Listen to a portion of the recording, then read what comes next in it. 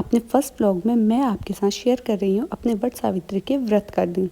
और इसके लिए मैंने अपनी सारी शॉपिंग पहले ही दिन कर ली थी। साथ ही मैंने मेहंदी भी अपनी पहले ही रात में लगा ली थी।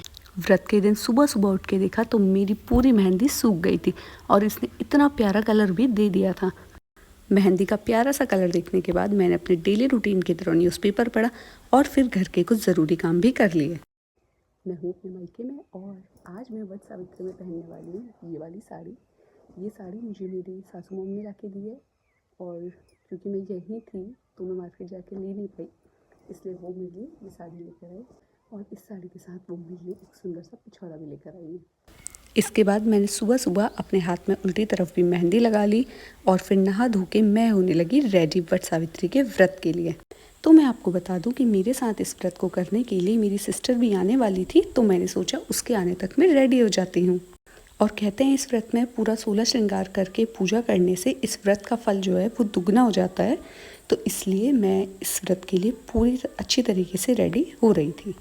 यहाँ मेरे पास जो भी चीज़ें अवेलेबल थी मैं उन सबको पहन के रेडी हो चुकी थी और इसके बाद बारी थी अब इस पहाड़ी पिछौड़े को पहनने की। ये जो पिछौड़ा है ये हम पहाड़ियों के कल्चर में है और इसे शादी के टाइम दुल्हन को चढ़ाया जाता है और उसके बाद से घर का कोई भी शुभ काम जैसे पूजा, शादी, नामकरण जो भी होता है उसमें ये मैरिड वुमेंस इसको वेयर करती हैं।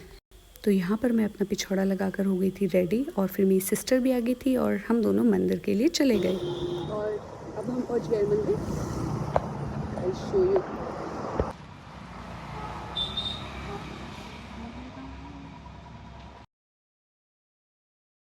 तो हम लोग आ चुके हैं मंदिर में, पर अभी यहाँ पंडित जी नहीं आए हैं। उनका कहना है कि 12 बजे के बाद अमावस्या लग रही है तो उसके बाद ही पूजा होगी, तो अभी हम वेट कर रहे हैं।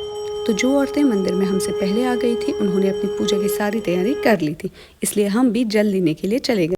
इसके बाद मेरी सिस्टर ने और मैंने बारी बारी से वट के पेड़ में जल और फूल वगैरह चढ़ाकर अपनी पूजा शुरू कर ली थी।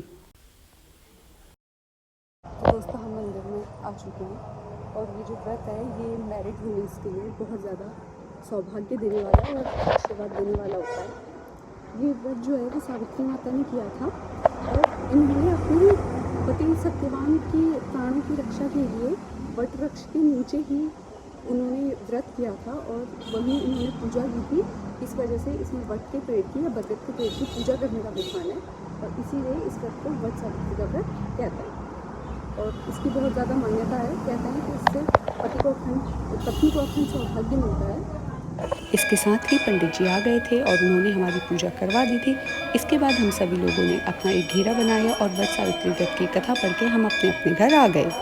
तो अभी हम पूजा करके घर आ चुके हैं और हमने घर आके पानी वगैरह पी लिया है। तो आप देख सकते हैं मेरे माथे पे काफ़ी सिंदूर और काफ़ी बिंदी लगा हुआ है। वो इसलिए है क्योंकि जितनी भी मैरिड वुमेंस होती हैं जो वहाँ पे पूजा करती हैं तो वो सुहाग की चीज़ एक दूसरे को बांटती हैं, तो उस सेंस में वो एक दूसरे को बिंदी और सिंदूर लगा देती है। इस वजह से ये काफ़ी ज़्यादा दिख रहा है और अब रात को खाना खा के ही हमारा ये व्रत पूरा होगा। Okay, thanks for watching.